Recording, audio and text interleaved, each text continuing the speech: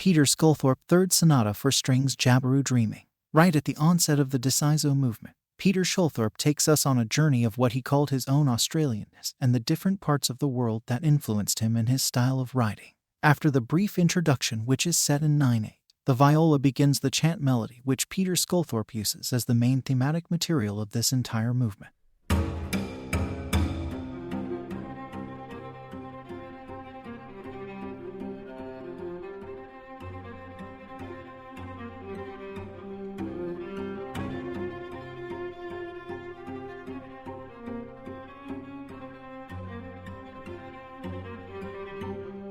The cello imitates the role of the clapping sticks in traditional Aboriginal music of Northern Australia by maintaining 4 beats per bar. Also, they play call legno, the sound mimicking the timbre of these clapping sticks. The cello plays a minor 9th interval on the main beat. The main rhythm pattern here comes from a transcription of didgeridoo rhythms. The music is set with a key signature of 4 flats, and the frequent use of the F natural scale.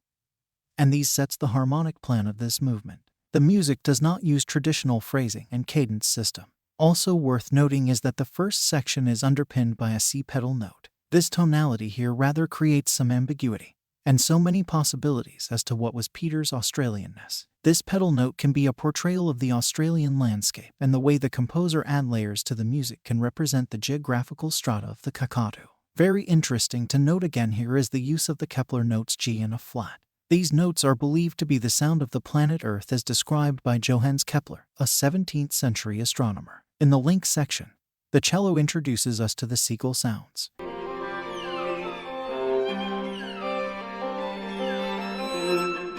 These are played by using harmonics on the top strings with the bow sliding down rapidly, and then continues quietly inside other musical textures. When we get to the ancora deciso section, the music shifts to a bass pedal note on F, played very loud, before it fades in a quiet call legno, staccato pedal note on a repeated quaver D flat. The violins at this moment are now playing homophonically, using call legno timbre again, emphasizing the Kepler notes G and a flat. This is also a short and slower section and less dissonant compared to section A.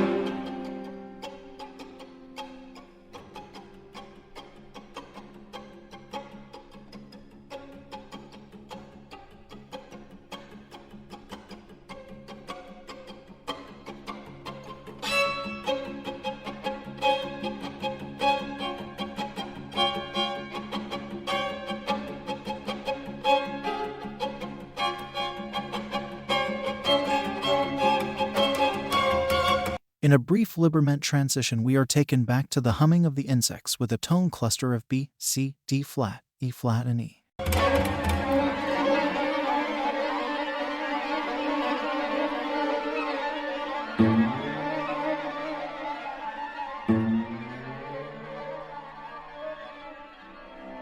From the 7th section, the viola melody and the Balinese accompaniment figure is play sol pont, meaning playing on the bridge. This creates an eerie timbre. The clapping sticks pattern switches to 6 per bar, creating more cross rhythms. The perception of time is challenged here as the viola main melody is now accompanied by a slower violin one, making the two to be somewhat disconnected. Also adding the sol pont and the different subdivisions of pulse within the bar makes the sense of time to be difficult to understand.